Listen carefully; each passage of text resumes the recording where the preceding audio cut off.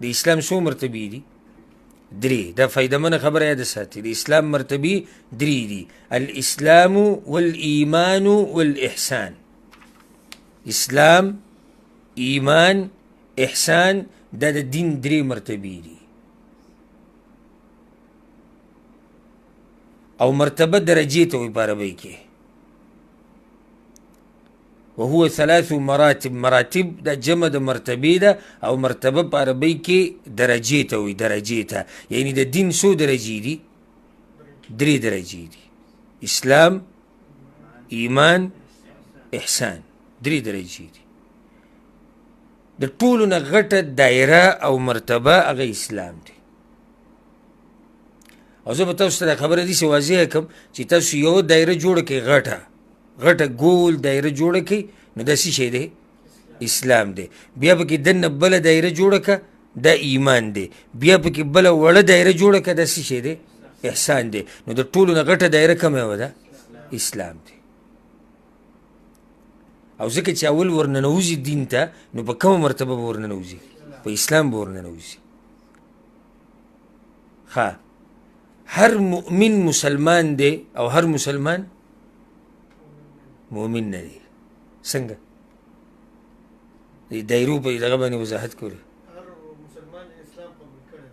هر مؤمن اسلام قبول کړی دی، ځکه چې دی چې د ایمان ته رسېدلی دی، خو د اسلام په دې دایره ورغلی دی که نه. د اسلام په دې دایره چې صرف ولاړ دی، د ده څه پته لګي چې د ایمان دې ته ورغلی دی که نه دی ورغلی. نو ځکه دا یاد ساتئ، هر مسلمان مؤمن نه دی او هر مؤمن مسلمان دی. ځکه چې مؤمن شوی دی خو د اسلام په دې دایره ورننوتی دی که نه، ای کراس کړې ده، نو بیا مخکې تللی. او زه ته وضاحت کوم چې په اسلام او په ایمان کې څه فرق دی، به راشي. چې کوم یو سړي په ظاهره کې اسلام راښکاره کړو، دا مسلمان دی. ها، مؤمن دی که نه دی، دا بیا بله مسله ده. خو چې ظاهره کې د اسلام اعمال کول او کلمې وي، دا څه دی؟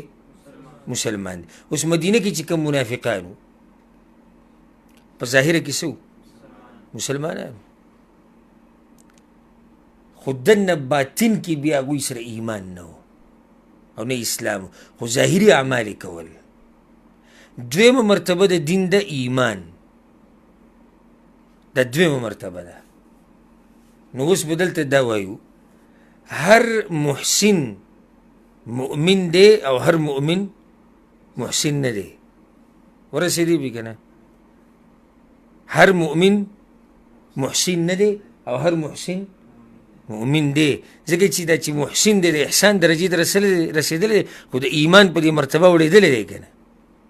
خو د ایمان په دې مرتبه چې ولاړ دی، اوس د ده پته نه لګي چې د احسان هغه مرتبې ته اوړېدلی دی او که نه دی. نو داسې به ووایو، هر محسن مسلمان هم دی او مؤمن هم دی، ځکه چې به یې دوه مرتبو اوړېدلی.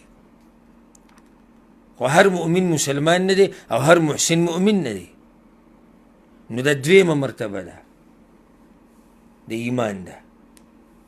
دویمه مرتبه ایمان ده. ښه، بیا د مؤمنان هم ټول یو شان نه دي. ګورئ، په دې دویمه مرتبه کې چې کوم مؤمنان دي او ایمان یې زړونو ته کوز شوی دی. مؤمن چا ته وایي چې ایمان یې زړه ته کوز شي او باطني اعمال هم کوي.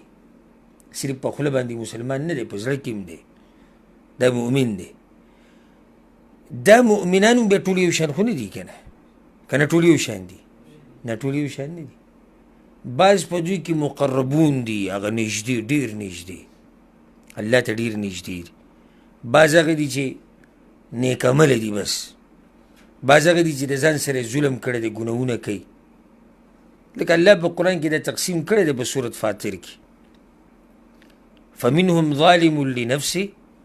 بعض مؤمنان هغه دي چې د ځان سره ظلمونه کړي، ګناهونه ډېر دي. ومنهم مقتصد، بعض منځني دي، یعنی ګناهونه او نیکیانې یو شان دي. ومنهم سابق بالخیرات، او بعض هغه دي چې په نیکیانو کې ډېر مخکې تللي دي. نو دا مؤمنان هم ټول یو شان نه دي. ګورئ، دویمه مرتبې ته چې سړی واوړي او دی مؤمن شو د زړه نه، نو ټول یو شان خو نه دي. او دا څومره مؤمنان چې دا ټول یو شان دي؟ نه، بعض الله ته ډېر نږدې دي، بعض لږ لرې، او داسې. ها، درېیمه مرتبه د احسان ده چې یو انسان ښایسته بندګي د الله وکړي او ښه مضبوط یې وکړي او خالص د الله دپاره یې وکړي لکه پیغمبر صلی الله علیه وسلم حدیث کې تعریف کړی د احسان. څه ته وایي احسان؟ ان تعبد الله کأنک تراه فإن لم تکن تراه فإنه یراک. د الله داسې بندګي کول لکه ته چې الله وینې. دا ډېر اوچت مقام دی ګورې. او که دغه درجې ته نه یې رسېدلی نو بیا دا یاد ساته چې تا وینې. احسان ورته ولې وایي ځکه چې په ډېر ښایسته طریق حسن دی، په اعمالو کې حسن پروت دی، دومره ښایسته اعمال کوي، دومره زبردست اعمال کوي چې کله یو عبادت کوي نو داسې لګیایي لکه دی چې الله ویني. او که هغه اوچته مرتبه کې نه نو بیا پسې دویمه مرتبه دا ده زړه کې دی وي الله ما ویني نو په ډېره ښه طریقې سره بندګي کوي. دا بیا ډېره اوچته مرتبه ده. هر مؤمن بیا د احسان درجې ته نه دی رسېدلی. بعض رسېدلی دي بعض نه دي. اوس راځو وضاحت له. موږ وایو د دین څو مرتبې دي؟ درې. اسلام، ایمان، احسان.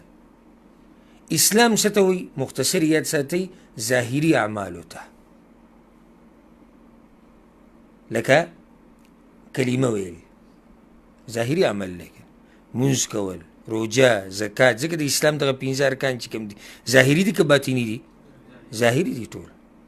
اسلام ظاهري اعمالو ته وایي، ایمان باطني اعمالو ته وایي. لکه د ایمان هغه شپږ ارکان چې دي په الله باندې او په ملایکو ایمان او په کتابونو، په پیغمبرانو، په آخرت او په تقدیر. دا ظاهري دي که باطني دي؟ دا خو باطني د زړه سره تعلق ساتي. کله چې بعضو بانډچیانو ایمان راوړو، اسلام یې قبول کو او په مخه پیغمبر ته لګیا موږ اسلام قبول کو، موږ الله ورته ووایي چې قل لم تؤمنوا ولکن قولوا اسلمنا. داسې مه وایئ چې موږ مؤمنان یو، داسې ووایئ چې موږ اسلام قبول کړی دی. یعنې لا د اوسه پورې هغه ایمان ستاسو زړونو ته نه دی کوی شوی. ځکه یې ورته وایي ولما يدخل الایمان فی قلوبکم. او لا د اوسه پورې هغه ایمان ستاسو زړونو ته نه دی کوی شوی. نو اسلام ظاهري اعمالو ته وایي او ایمان باطني اعمالو ته وایي. خو بله فایده بیا ورسره دا یاده کوي چې کله دا دواړه یو ځای ذکر شي، یو ځای لکه اسلام او ایمان، نو بیا به فرق کوي چېرې ایمان باطني اعمالو ته وایي او اسلام ظاهري اعمال. او چې کله دواړه جدا ذکر شي نو بیا دواړه د یو بل په شان دي. لکه اوس یو سړی صرف تا نه تپوس وکړي ایمان څه ته وایي، اسلام یو سره ذکر نه کو، وی ایمان څه ته وایي، نو بیا ورته پوره وضاحت وکړه. ایمان ظاهري اعمالو ته م وایي، باطني اعمالو ته م وایي، بیا په یو بل کې ورننوځي. نو ځکه علما وایي چې یو ځای شي نو جدا شي، او چې جدا شي نو یو ځای شي. ښه یو سړي تا نه تپوس وکړو پلانیه اسلام څه ته وایي او ایمان څه ته وایي، نو اوس به ته تفصیل کې. اسلام ظاهري اعمالو ته وایي او ایمان باطني اعمالو ته. خو که دنه صرف تپوس وکړي چې اسلام څه ته وایي، بله اسلام خو الله ته غاړه یې ښوده، د الله احکام منل، ظاهري اعمال کول، باطني اعمال کول، عقیده مضبوطه ساتل، دا ټولې خبرې پکې دننه راشي. ځکه چې هلته صرف سوال د اسلام شوی دی، نو ایمان پکې هم داخل شو. خو که چې ته چېرته دواړه دنه یو ځای ذکر کړي چې اسلام او ایمان څه ته وایي، نو بیا به ته څنګه فرق کې، څنګه به جدا بیانې.